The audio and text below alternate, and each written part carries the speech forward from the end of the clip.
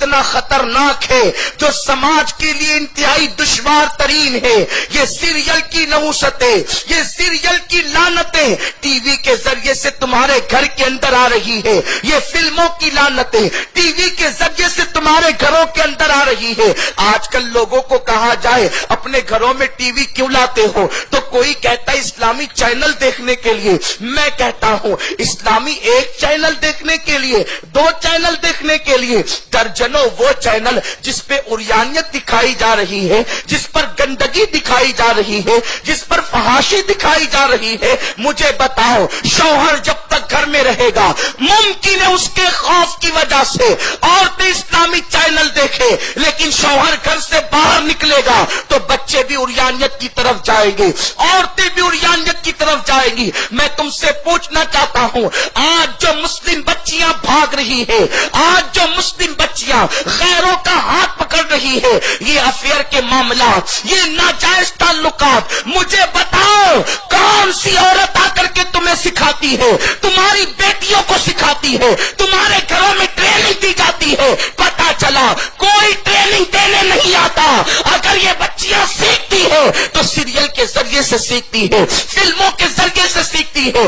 ایک دو چینل کی وجہ سے گھر میں ٹی وی لا کر کے تم اپنے لیے قیامت بپا کر رہے ہو، تم اپنے گھر کو جہنم کا ایندھن بنا رہے ہو۔ مجھے بھی گھر میں لانے کا بڑا شوق ہے، لیکن ٹی وی گھر میں لانے والوں اور سیریل کے دروازے کھولنے والوں، تم گویا کہ اپنی عورتوں کے لیے ناجائز راہوں کو ہموار کر رہے ہو، اپنی بیٹیوں کو آوارگی کا رستہ دکھا رہے ہو۔ جب بھی لوگوں نے قرآن و سنت سے منہ پھیرا ہے ان کو رونا نصیب ہوا۔ اللہ کے رسول صلی اللہ علیہ وسلم نے قیامت کی نشانیوں میں سے ایک نشانی یہ بھی بیان کیا، جب یہ حدیث سامنے آتی ہے تو کلیجہ منہ کو آتا ہے۔ آقا فرماتے قیامت کی نشانیوں میں سے ایک نشانی یہ ہے کہ اکثر بچے ان کے باپوں کے نہیں ہوں گے، وہ کسی اور کے ہوں گے۔ زنا اتنی کثرت سے ہوگا کہ بچوں کی اکثریت ناجائز ہوگی۔ آج آپ اس کو بھی دیکھ لیں، اور میری زبان حیا اس بات کی اجازت نہیں دیتی کہ میں ان الفاظ کو اپنے الفاظ میں تشریح کر کے آپ کے سامنے پیش کروں۔ اہل خیرت پر آیا ہے، اہل شعور جانتے ہیں، دانشوروں کے سامنے یہ منظر موجود ہے کہ اللہ اکبر، زنا کتنی کثرت سے ہو رہا ہے، زنا کو کتنا عام کر دیا گیا ہے، اور اس کا سب سے بڑا سبب گھروں میں سیریل ہے۔ سیریل کے مناظر وہ ہیں کہ بچیوں کو باضابطہ طور پر ٹریننگ دی جاتی ہے۔ میرے پیارے آقا علیہ السلام کے پیارے دیوانوں، ظاہر میں ہم نے اپنے حلیے کو دیندار بنایا، ہم نے ظاہر میں اپنے آپ کو تبدیل کیا۔ اللہ اکبر، اللہ اکبر۔ میرے پیارے آقا علیہ السلام کے پیارے دیوانوں، دلوں سے خشیت ربانی ختم ہو گئی، دلوں سے خوف خدا ختم ہو گیا۔ اب جب پکنک پر جاتے ہیں تو زنا کا پلان لے کر کے جاتے ہیں، عیاشی کا ماحول لے کر کے جاتے ہیں، برائی کے اڈوں کو آباد کرنے کے لیے لے کر جاتے ہیں۔ میرے پیارے آقا علیہ السلام کے پیارے دیوانوں، اللہ کے حبیب کے فرمان کا مفہوم ہے، میرے آقا نے ارشاد فرمایا بعض گناہ ایسے ہیں جن کی سزا اللہ دے یا نہ دے مولا کبھی معاف کرتا ہے، کبھی سزا دیتا ہے۔ بعض گناہ ایسے ہیں جن کی سزا دنیا میں دیتا ہے اور آخرت میں بچا لیتا ہے۔ بعض گناہ ایسے ہیں جن کی سزا دنیا میں بھی دیتا ہے،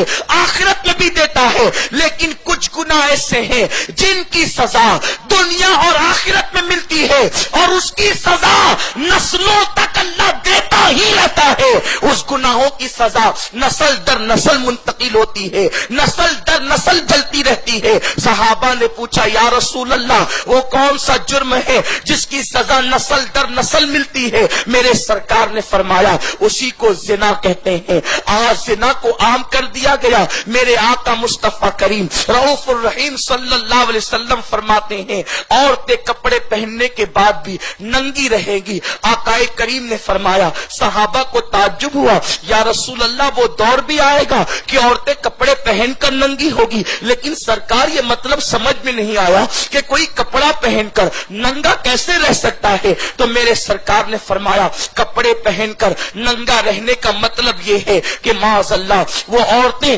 اتنے باریک اور پتلے لباس پہنے گی کہ کپڑے پہننے کے بعد بھی ان کے جسم کا نشیب و فراز نظر آئے گا، اتنے تنگ اور فٹنگ میں کپڑے پہنے گی کہ کپڑے پہننے کے بعد بھی جسم کی حیات قضائی نظر آئے گی. میرے پیارے آقا علیہ السلام کے پیارے دیوانوں، آج وہ کپڑے پسندیدہ نہیں ہو گئے، آج ان کپڑوں سے محبت نہیں ہو گئی.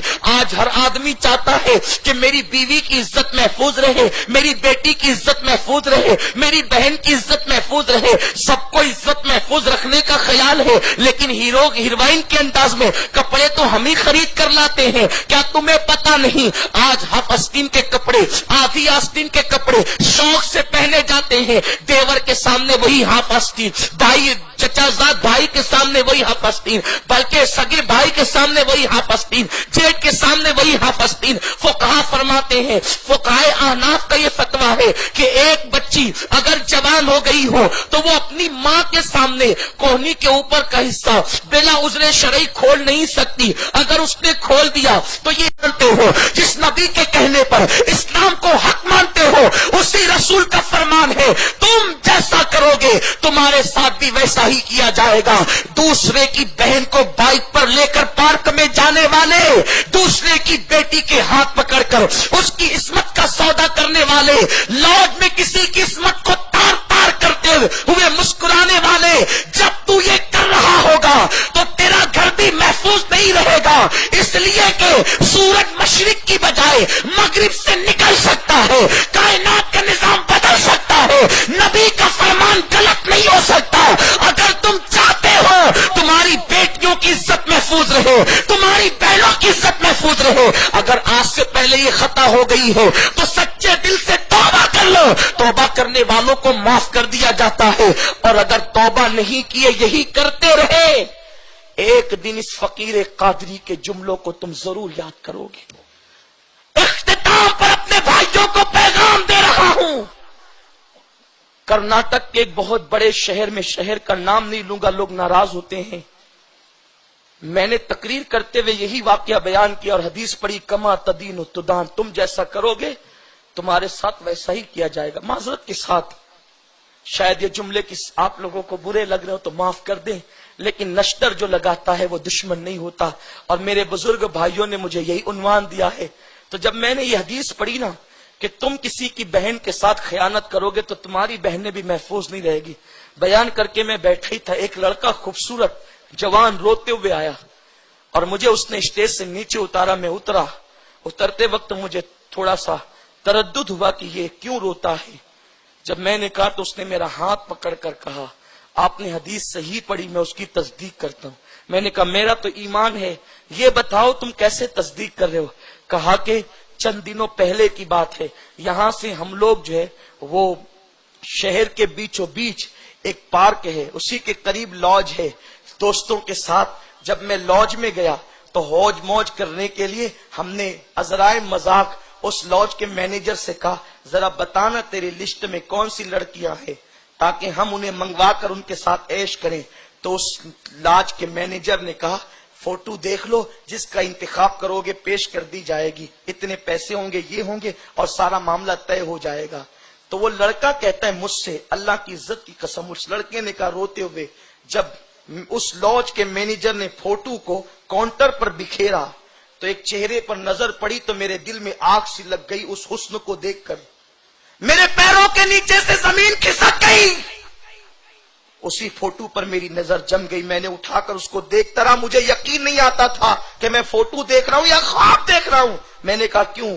تو اس نے کہا کہ وہ جو فوٹو تھا وہ کسی اور کا نہیں، میری سگی بہن کا فوٹو تھا جو میرے سامنے بکھیر دیا گیا تھا.